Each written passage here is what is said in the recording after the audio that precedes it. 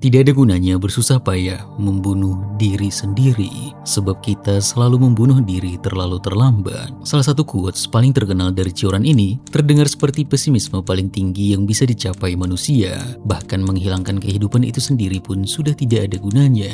Menjadi pesimis dalam kehidupan sehari-hari adalah sikap negatif, lemah, tidak mau berusaha, terlalu sinis, tidak ada harapan, dan jelas tidak produktif. Namun bagi Cioran, justru mereka yang berharaplah yang buta. Karena masalah utama manusia menurutnya bukan pada kegagalan, keterpurukan, atau bahkan kematian, tapi justru di kelahiran. Kita sudah terlambat untuk keluar dari hidup sejak awal karena kita sudah terlanjur dilahirkan. Begitu kesadaran muncul, begitu kita masuk ke dalam waktu, memiliki tubuh, ingatan, keinginan, rasa malu, kegagalan, dan penderitaan, maka tindakan apapun yang keluar dari hidup tidak lagi bisa membatalkan skandal pertama itu. Fakta bahwa kita pernah ada. Bunuh diri hanya menghentikan kelanjutan hidup, tetapi tidak menghapus fakta kelahiran. Kita tidak bisa membuat seseorang tiba-tiba menjadi tidak pernah dilahirkan. Karena fakta bahwa dia itu adalah seseorang, berarti dia sudah dilahirkan. Emil Cioran tidak mempermasalahkan masalah kita sehari-hari yang berputar-putar dalam bagaimana cara hidup dengan lebih baik. Karena menurutnya titik awalnya pun sudah salah. Kenapa kita harus ada sama sekali? Fakta bahwa semua orang mencari kehidupan yang lebih baik menunjukkan bahwa kehidupan itu sendiri tidak baik dan butuh yang lebih baik dari itu. Mengatakan hidup banyak penderitaan itu sudah dikatakan terlalu banyak filsuf dan terlalu banyak guru spiritual. Cioran justru melihat bahwa penderitaan itu bukan kecelakaan dalam hidup, tapi konsekuensi dari keberadaan itu sendiri. Ketika masuk dalam hidup, kita sudah masuk dalam kebutuhan, ketakutan, kekecewaan, kehilangan, pengharapan, penuaan, dan kesadaran akan semuanya. Pemikiran Cioran terasa seperti pemikiran kita sendiri yang muncul di jam 3 pagi dan bukan sesuatu yang kita pikirkan dalam sehari-hari. Dan benar saja,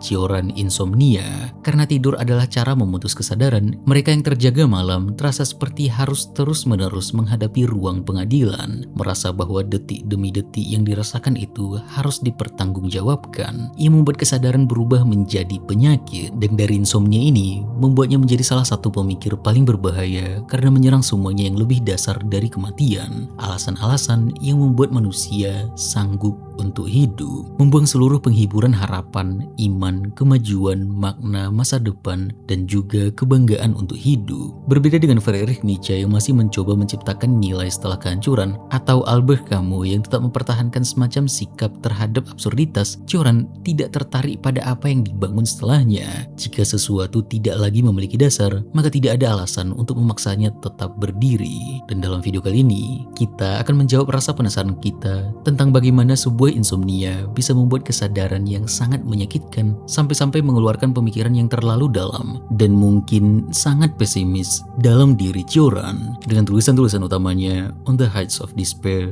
A Short History of Decay, and the Trouble with Being Born.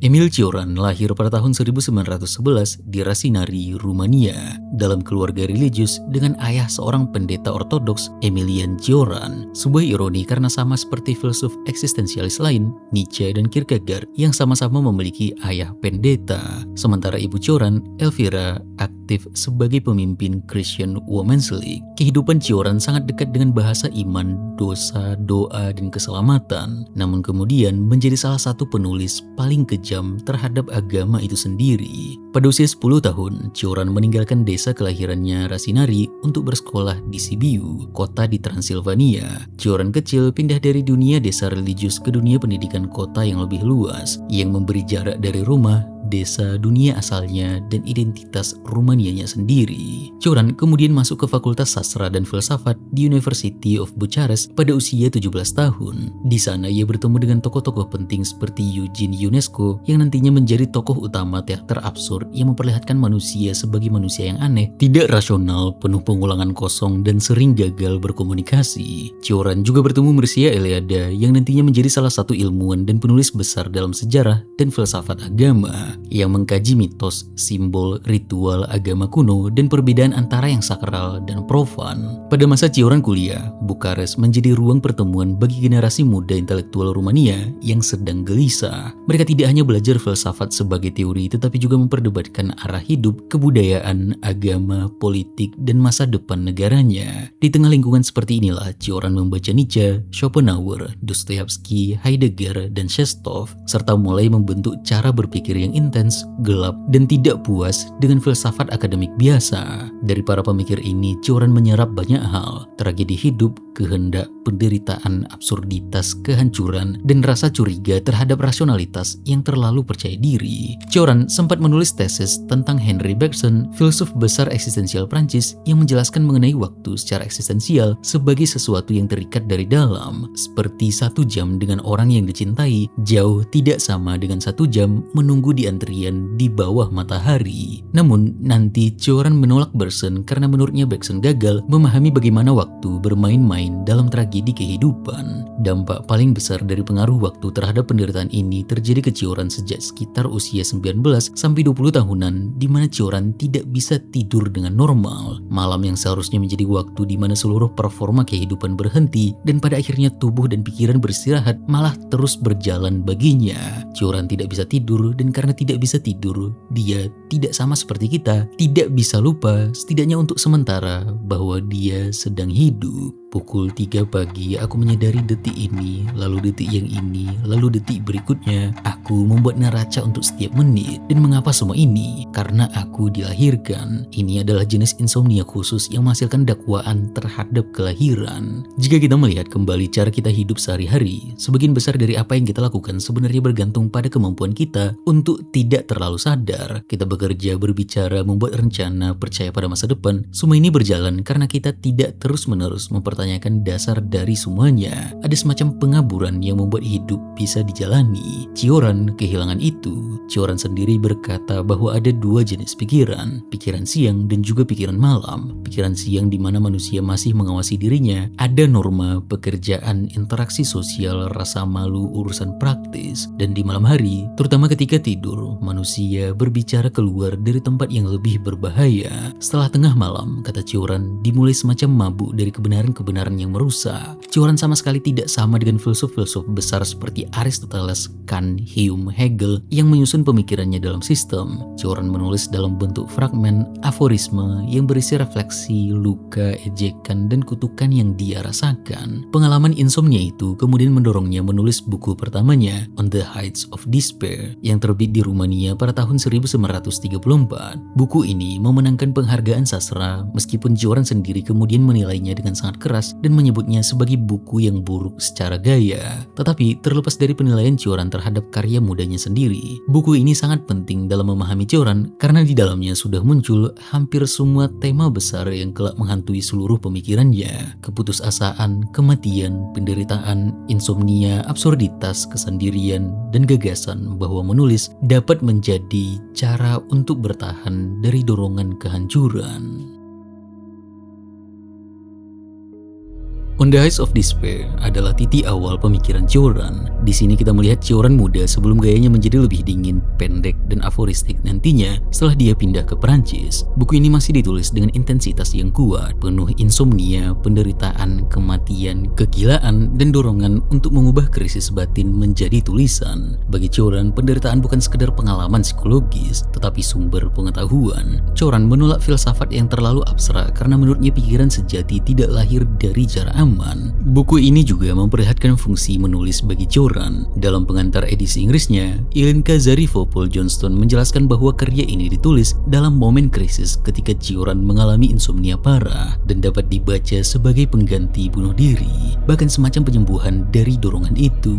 Judulnya sendiri merujuk pada ungkapan yang sering muncul dalam berita bunuh diri di Rumania pada masa itu, On the Heights of Despair, atau di puncak keputusasaan. Dengan mengambil ungkapan itu, itu, Cioran mengubah keputusasaan dari sekedar peristiwa tragis menjadi bahan pemikiran filosofis. Tema pertama yang kita dapatkan dari buku ini adalah lirisisme. Bagian awal buku ini berjudul On Being Lyrical, dan dari sini kita bisa melihat bahwa bagi Cioran, pengalaman intens, menyakitkan dan menekan yang dia rasakan haruslah dikeluarkan, haruslah dilepaskan dalam bentuk tulisan, dalam bentuk bahasa, agar dirinya tidak terhancurkan dari dalam. Pengakuan membuat pengalaman yang sebelumnya hanya membakar mulai terbahasakan dan tidak tertutup di dalam diri. Pengalaman mengerikan tentang kematian ketika terus disimpan dalam kesadaran akan menghancurkan. Ketika seseorang berbicara tentang kematian, ia menyelamatkan sebagian dirinya. Pada saat yang sama, sesuatu dari dirinya yang nyata ikut mati karena makna yang sudah dijadikan objek kehilangan aktualitasnya di dalam kesadaran. Namun, menuliskannya juga membuat pengalaman itu menjadi kalimat, bentuk, dan objek pemikiran yang esensinya mengubahnya dari yang ada di dalam kesadaran subjek keluar menjadi objek. Dan ketika objektifikasi itu terjadi, meski meringankan, juga menghilangkan aktualitasnya dalam kesadaran. Penderitaan meski terasa menyakitkan, menurut Cioran juga adalah sumber pengetahuan. Ia membuatnya bisa membedakan pemikiran abstrak yang berpikir dari jarak aman dan juga pemikiran organik yang berpikir karena hidupnya sendiri memang berada dalam ketegangan. Bagi Cioran, pemikiran yang benar-benar penting harus lahir dari pengalaman yang menyentuh tubuh, saraf, ketakutan, dan luka. Kalimat ini menunjukkan dasar anti-sistem dalam pemikiran Cioran. Manusia abstrak menjadikan filsafat sebagai aktivitas intelektual yang dapat dilakukan dari luar pengalaman. Pemikiran muncul sebagai akibat dari tekanan hidup yang tidak bisa dibiarkan begitu saja. Bukankah manusia belum juga belajar bahwa masa permainan intelektual yang dangkal sudah berakhir? Bahwa egoni jauh lebih penting daripada silogisme? Bahwa jeritan keputusasaan lebih menyingkapkan daripada pemikiran paling halus? Dan bahwa air mata selalu memiliki akar yang lebih dalam daripada senyuman? Di sini, Cioran menyerang filsafat yang hanya hidup di tingkat argumentasi formal. Silogisme memang dapat membangun kesimpulan yang valid, tetapi bagi Cioran, validitas logis tidak selalu menyentuh kedalaman manusia. Agoni, jeritan, dan air mata membawa seseorang ke wilayah yang lebih mendasar. Karena di sana, manusia tidak lagi bermain-main dengan gagasan. Manusia sedang mempertaruhkan keberadaannya sendiri. Karena itu, kita bisa melihat kedekatan Cioran dengan Nietzsche dan juga Kierkegaard. Dari Nietzsche yang mewarisi kecurigaan terhadap optimisme rasional dan kepercayaan bahwa akal dapat menyelamatkan manusia. Dari Kierkegaard, Cioran dekat dengan pengalaman kecemasan dan keputusasaan sebagai sesuatu yang menyentuh inti keberadaan. Selanjutnya adalah pengalaman tidak ingin hidup, sekaligus kesadaran bahwa dorongan itu tidak dapat dipahami secara sederhana. Setelah titik tertentu, hidup tidak lagi terasa seperti sesuatu yang dapat dijalani dengan spontan. Ada pengalaman yang tidak dapat dilampaui manusia. Setelah pengalaman itu, seseorang merasa bahwa tidak ada lagi makna yang tersisa dalam apapun. Kreativitas adalah keselamatan sementara dari cengkeraman kematian. Kalimat ini penting untuk memahami paradoks Cioran. Dia menulis dari kedekatan dengan kematian, tetapi tulisan itu sendiri menjadi cara untuk menunda kehancuran. Kreativitas tidak menyelesaikan penderitaan secara final karena hanya memberi keselamatan sementara. Dalam bagian The Passion for the Absurd, Cioran menjelaskan bahwa ketika seseorang sudah mencapai batas keputusasaan, argumen moral, estetis, religius, sosial, atau rasional tidak selalu mampu menahan manusia yang sudah mengalami hidup sampai titik ekstrim. Di puncak keputusasaan, yang tersisa adalah hubungan aneh dengan sesuatu yang tidak berguna, tidak dapat dibuktikan, dan tetap memberi ilusi bahwa hidup masih bisa diteruskan. Absurditas di sini bukan sekedar kesimpulan bahwa hidup tidak masuk akal. Bagi Cioran, absurditas menjadi sisa terakhir ketika alasan-alasan besar sudah runtuh. Seseorang tidak menyelesaikan chaos, tetapi memberi semacam cahaya gelap untuk melihatnya. Hanya melalui hubungan dengan yang absurd, melalui cinta terhadap kegunaan yang sepenuhnya kosong, mencintai sesuatu yang tidak memiliki substansi, tetapi mensimulasikan ilusi kehidupan. Di sini Cioran menunjukkan bentuk bertahan hidup yang sangat rapuh. Ketika makna besar runtuh, manusia masih bisa terikat pada sesuatu yang tidak memiliki kegunaan mutlak. Hal itu mungkin tidak menyelamatkan secara final, tetapi memberi simulasi kehidupan yang cukup untuk membuat seseorang tidak sepenuhnya jatuh ke dalam ketiadaan. Absurditas menjadi semacam pegangan tanpa tanpa fondasi. Joran menolak penghiburan umum bahwa orang lain juga menderita atau ada manusia yang lebih menderita daripada kita. Baginya, penderitaan tidak dapat diukur dari luar karena penderitaan hanya benar-benar nyata sebagaimana ia dialami dan dipantulkan di dalam kesadaran. Apakah ada kriteria objektif untuk menilai penderitaan? Siapa yang bisa mengatakan dengan tepat bahwa tetanggaku lebih menderita daripada aku? Joran tidak sedang menyangkal bahwa penderitaan memiliki sebab yang berbeda-beda. Dia menolak anggapan bahwa penderitaan dapat disusun dalam hierarki objektif yang benar-benar mampu menghibur manusia. Dari luar kita bisa membandingkan luka, penyakit, kehilangan, atau kondisi sosial seseorang. Namun pengalaman menderita itu sendiri terjadi di dalam kesadaran, dan kesadaran tidak bisa diukur seperti benda. Bagi Joran, orang yang benar-benar menderita akan mengalami penderitaannya sebagai sesuatu yang total. Ini tidak selalu berarti yang dimaksud adalah egois secara moral. Penderitaan memiliki sifat interior yang kuat. Ketika seseorang sedang berada di dalamnya, dunia menyempit ke dalam rasa sakit itu. Fakta bahwa manusia lain juga menderita tidak otomatis mengurangi intensitas penderitaan yang sedang ia alami. Bagi Joran, kesendirian adalah pengalaman ketika manusia merasa terputus dari dunia, dari orang lain, dari makna, bahkan dari dirinya sendiri. Dalam keadaan ini, kesendirian juga menjadi pengalaman metafisik. Manusia tidak hanya merasa sendirian di dalam dunia, tetapi juga mulai merasakan bahwa dunia itu sendiri terasing. Kesendirian individual adalah drama pribadi. Seseorang dapat merasa sendirian bahkan di tengah keindahan alam yang besar. Joran menunjukkan bahwa seseorang bisa berada di tempat yang indah, dikelilingi manusia, atau hidup dalam situasi yang tampak normal, namun tetap memiliki jarak batin yang tidak dapat dihapus. Keindahan dunia tidak otomatis menghilangkan kesendirian, karena kesendirian yang dimaksud Joran terjadi di dalam struktur kesadaran. Kesendirian kosmik muncul ketika manusia tidak lagi hanya berkata aku sendirian, melainkan mulai merasakan bahwa dunia sendiri tidak memiliki kehangatan metafisik. Dunia tampak seperti ruang yang tidak menjawab. Dalam pengalaman seperti ini, manusia bukan hanya terpisah dari manusia lain, tetapi juga dari keseluruhan realitas yang seharusnya dapat memberinya makna. Kematian dalam kesendirian menjadi bentuk kematian yang paling dalam, karena tidak lagi diselubungi oleh peran sosial, keluarga, teman, atau penghiburan terakhir. Manusia berhadapan dengan akhir hidupnya tanpa penonton dan juga tanpa panggung. Bahkan cahaya yang biasanya diasosiasikan dengan kehidupan dapat berubah menjadi tanda bahwa segala sesuatu sedang menuju kematian.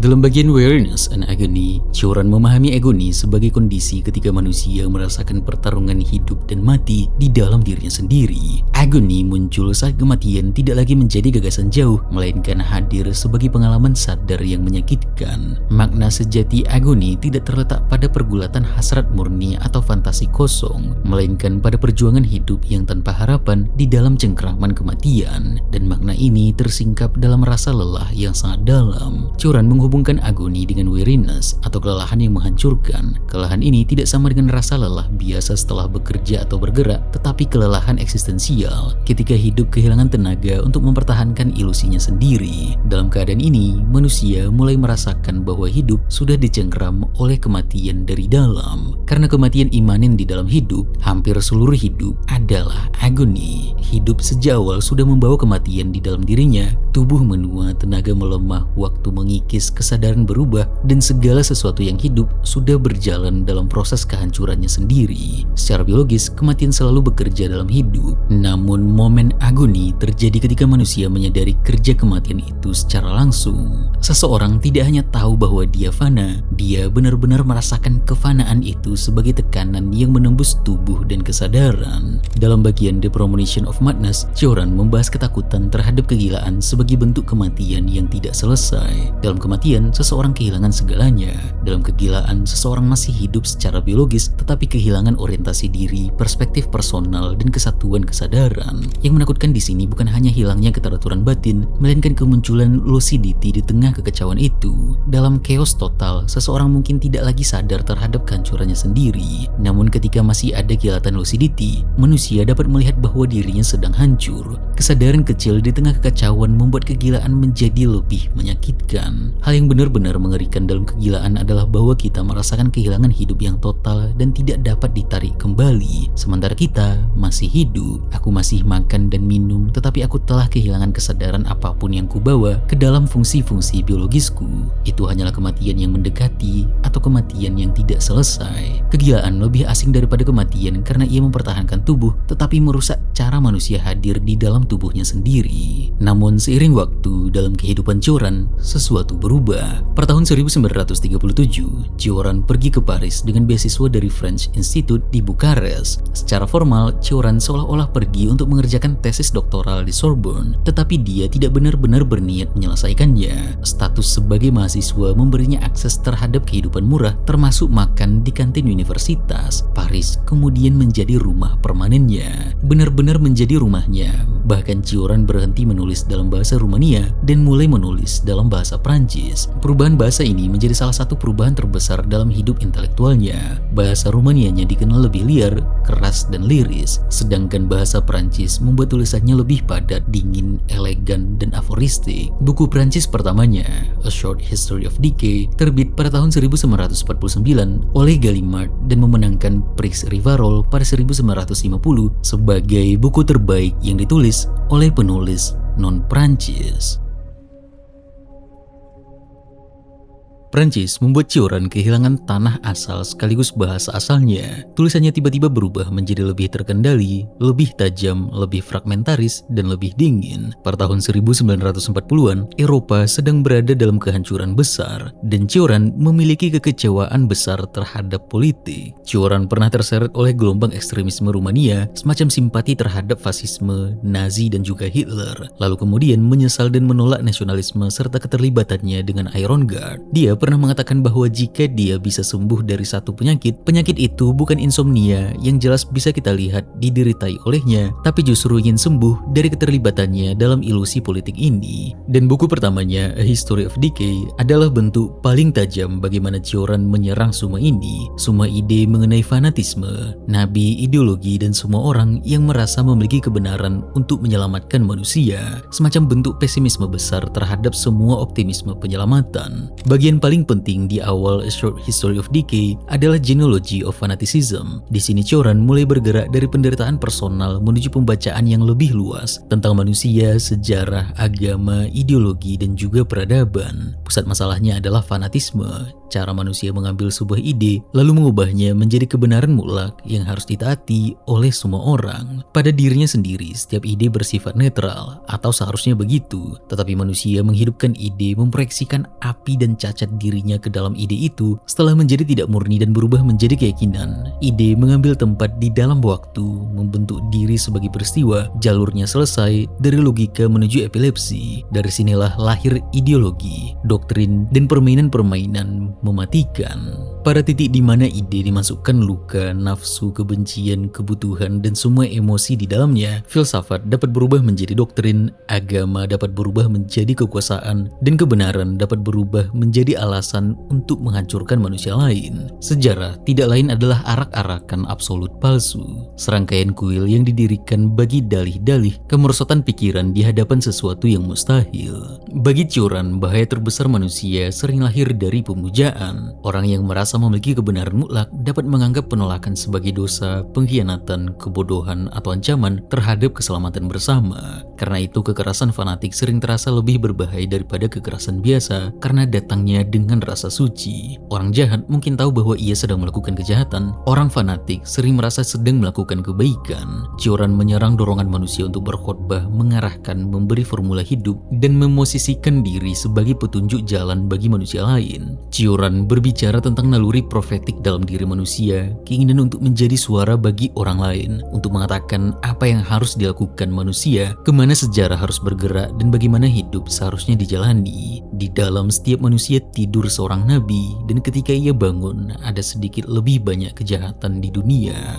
Ada semacam keinginan memberi resep bagi kehidupan orang lain, menawarkan formula kebahagiaan, formula keselamatan, formula masyarakat ideal, formula moral, formula kemajuan, dan formula hidup yang benar. Bagi Cioran, masalahnya muncul ketika formula itu berubah menjadi tekanan moral yang dengan mudah dapat berubah menjadi bentuk kekuasaan. Cioran melihat bahwa modernitas tidak benar-benar membebaskan manusia dari fanatisme, Dulu manusia dapat membunuh atas nama Tuhan. Di zaman modern, manusia dapat membunuh atas nama akal, bangsa, kelas, ras, revolusi, kemajuan, atau masa depan. Selanjutnya, Cioran tertarik pada manusia dan peradaban yang mampu melarutkan filsafat, nilai, kerajaan, dan simbol-simbol lama. Ini semacam kebalikan dari sebelumnya. Ketika sesuatu yang pernah dianggap abadi mulai runtuh, manusia melihat bahwa kebenaran, kebesaran, dan kesucian ternyata memiliki sejarah, usia, dan masa pembusukan. Tidak ada yang memikat di tempat para dewa mati di depan mata kita. Kematian para dewa di sini berarti runtuhnya simbol-simbol lama, mitos lama, keyakinan lama, dan pusat makna yang dulu mengatur hidup manusia. Nilai yang pernah terasa abadi ternyata bisa ditinggalkan. Ide yang dulu tampak suci dapat berubah menjadi sisa sejarah. Disinilah kesia-siaan menjadi megah, memperlihatkan bahwa semua bangunan manusia lebih rapuh daripada yang ingin diakui. Namun dalam Civilization and Frivolity, Cioran juga melihat nilai dalam frivolity, permainan, ironi, gaya, jarak, dan kemampuan sebuah peradaban untuk tidak terlalu serius terhadap nilai-nilainya sendiri. Peradaban yang terlalu mabuk oleh keseriusan mudah menjadi brutal. Sebaliknya, peradaban yang masih memiliki ironi dapat menciptakan nilai tanpa langsung diperbudak olehnya. Kita harus berterima kasih kepada peradaban-peradaban yang tidak memiliki overdosis keseriusan, yang telah bermain dengan nilai-nilai dan menemukan kesenangan dalam melahirkan serta menghancurkannya. Frivolity dalam Cioran bukan kedangkalan kosong, tapi justru kecerdasan yang lahir setelah manusia terlalu lama melihat kerapuhan kepastian. Setelah klaim-klaim besar kehilangan kekuatannya, manusia tidak lagi harus tenggelam dalam keseriusan palsu dan bisa memilih gaya, ironi, permukaan, dan permainan sebagai cara untuk tidak berubah menjadi fanatik. Cioran kemudian bertanya, mulai kembali ke pembahasannya yang biasanya personal, ketika kita melihat hidup orang lain dengan semua absurditas, penderitaan, keyakinan, kebiasaan, dan kesia-siaannya, mengapa mereka tetap hidup? Cioran melihat ada semacam persekutuan diam-diam di dalam makhluk hidup untuk terus bertahan, meski semua alasan untuk hidup tampak rapuh. Setiap orang hidup di dalam dunia kecil yang terdiri dari keinginan, keyakinan, luka, kebiasaan, dan ilusi pribadinya sendiri. Dari luar, semua itu dapat terlihat absurd, namun dari dalam, manusia menjalani semuanya seolah-olah dunia kecil itu memiliki kepentingan mutlak. Ada yang hidup untuk cinta, pekerjaan, Tuhan, ambisi, keluarga, reputasi, seni, kekuasaan, atau luka pribadinya. Jika alasan-alasan manusia tampak begitu rapuh, jika keyakinannya tampak arbitrer, jika penderitaannya tampak berulang, mengapa hidup masih berlangsung? Kematian seharusnya tampak sederhana karena mengakhiri kompleksitas. Hidup jauh lebih tidak jelas karena memaksa manusia terus berjalan di tengah kontradiksi, kebiasaan, ketakutan, keinginan, dan alasan-alasan yang tidak pernah sepenuhnya kuat. Namun justru disitulah paradoksnya. Manusia tetap hidup. Kita terikat bersama oleh sebuah fakta diam-diam untuk terus berjalan sampai nafas terakhir. Kemuliaan manusia terasa berada pada fakta ganjil bahwa manusia masih bertahan meskipun melihat terlalu banyak alasan untuk runtuh. Salah satu bagian yang paling dekat dengan Cioran, Dislocation of Time, Cioran menggagaskan ennui, semacam kebosanan metafisik. Ennui dalam bagian ini bukan sekedar rasa bosan karena tidak ada kegiatan. Ennui adalah pengalaman ketika waktu kehilangan isi, terasa bahwa momen-momen yang berlalu tidak lagi memiliki makna dan dunia yang ditinggali tidak lagi memanggil manusia untuk terlibat di dalamnya. Kekosongan hati berhadapan dengan kekosongan waktu, dua cermin yang memantulkan ketiadaan satu sama lain, satu gambar yang sama dari kehampaan. Kalimat ini menjelaskan mengapa ennui terasa metafisik. Yang kosong adalah waktu yang manusia itu sendiri hadapi. Hati yang kosong melihat waktu sebagai kosong, waktu yang kosong memantulkan kembali kekosongan hati. Keduanya saling menguatkan sampai manusia tidak lagi merasa bahwa dunia memiliki kepadatan, arah, atau panggilan. Ennui adalah gema di dalam diri kita dari waktu yang merobek dirinya sendiri, penyingkapan kehampaan, mengeringnya delirium yang menopang atau bahkan menciptakan kehidupan. Bagi Cioran, hidup ditopang oleh semacam delirium, dorongan, ilusi, keinginan, harapan, dan keterikatan yang membuat dunia terasa bernilai. Ketika delirium itu mengering, hidup mulai terlihat tanpa penyangga. Ennui membuka kemungkinan bahwa dunia bergerak karena manusia terus memproyeksikan keinginan keinginan ke dalamnya. Sebagai pencipta nilai, manusia adalah bentuk delirius par excellence, korban dari keyakinan bahwa sesuatu benar-benar ada. Padahal ia hanya perlu menahan napas, semuanya berhenti. Menangguhkan emosinya, tidak ada yang bergerak. Menekan keinginannya, dunia berubah menjadi abu. Bagi Joran, keinginan membuat waktu terasa bergerak menuju sesuatu. Kita merasa ada masa depan karena masih ada sesuatu yang dicari, ditakuti, ditunggu atau dikejar.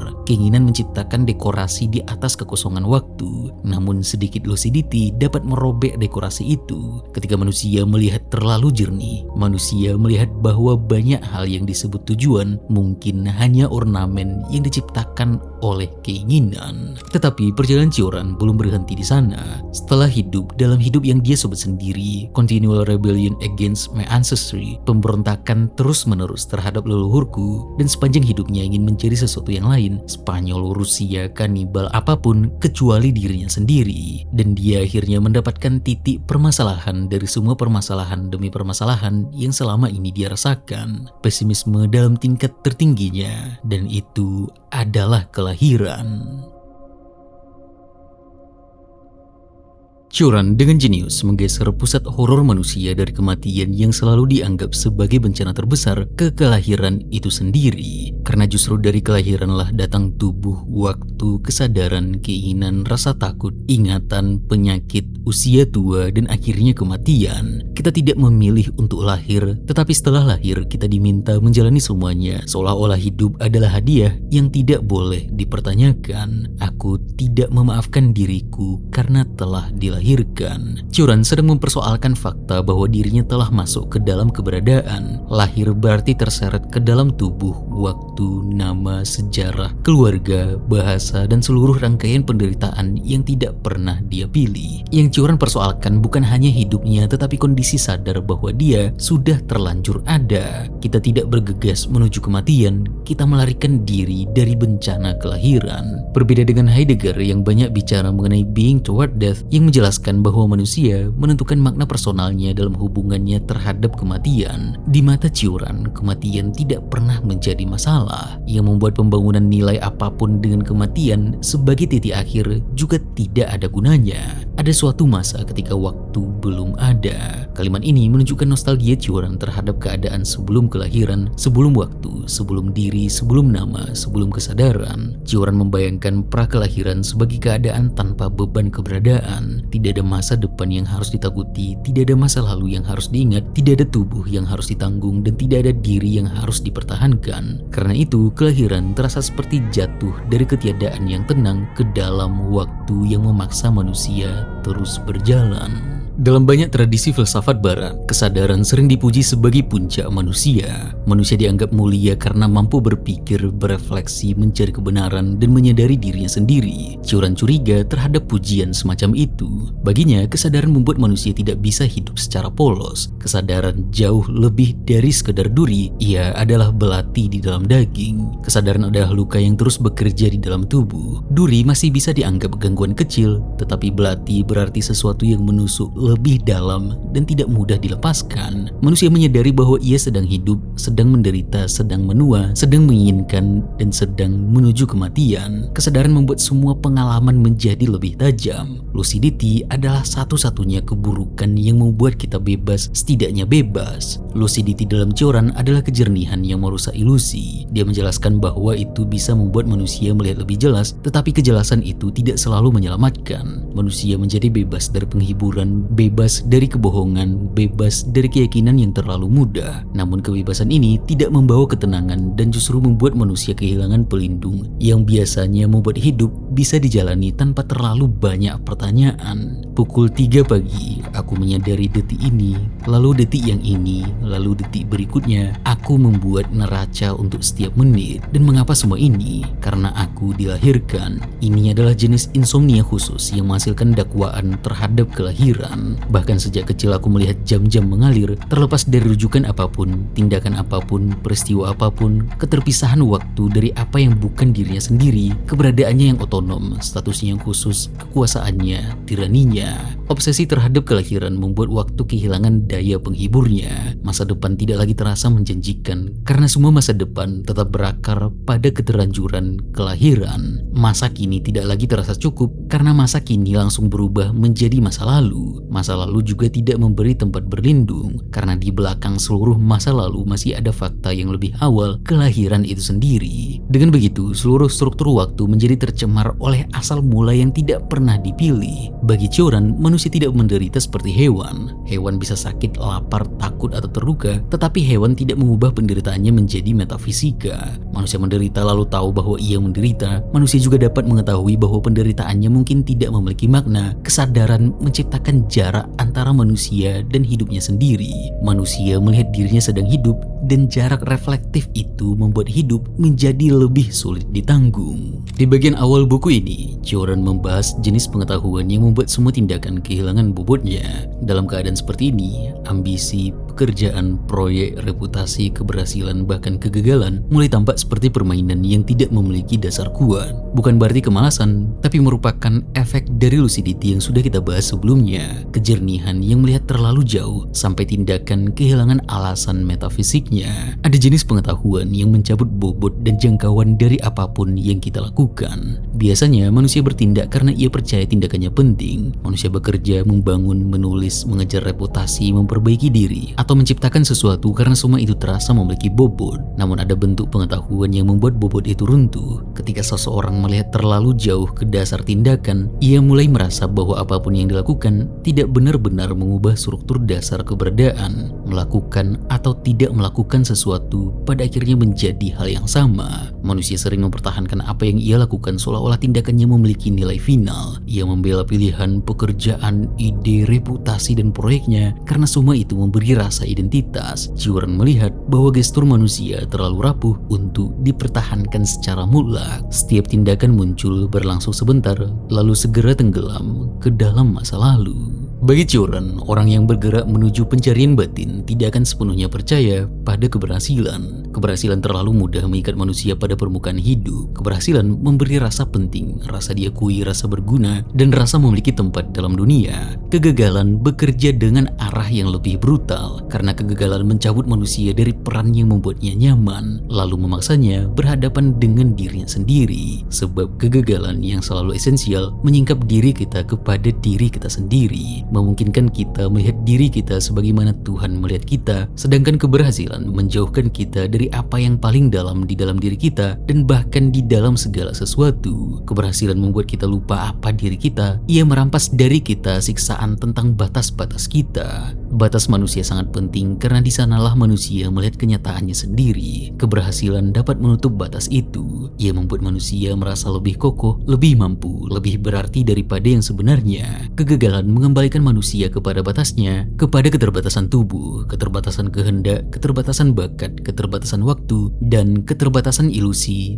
tentang dirinya sendiri. Dalam banyak tradisi asketik dan Buddhis, penderitaan berhubungan dengan kemelekatan. Cioran menerima intuisi ini, tetapi menajamkannya ke arah kelahiran. Jika kemelekatan adalah kejahatan, kita harus mencari penyebabnya dalam skandal kelahiran. Sebab dilahirkan berarti sudah melekat, maka pelepasan harus diarahkan untuk menghapus jejak-jejak skandal ini, yang paling serius dan paling tidak tertahankan dari semuanya. Tubuh, nama, masa lalu, identitas, keinginan, rasa takut, dan hubungan dengan dunia muncul dari fakta itu. Karena itu pelepasan tidak cukup hanya melepaskan benda, ambisi, atau hubungan tertentu. Pelepasan harus menyentuh jejak paling awal, skandal bahwa kita pernah dilahirkan. Renungkan selama 1 jam saja ketiadaan diri dan engkau akan merasa menjadi manusia lain, kata seorang pendeta dari sekte Kusha Jepang kepada seorang pengunjung barat. Di sini Cioran menyentuh gagasan non-self atau ketiadaan diri. Jika diri hanya ilusi, maka penderitaan yang berputar di sekitar aku juga mulai kehilangan pusatnya.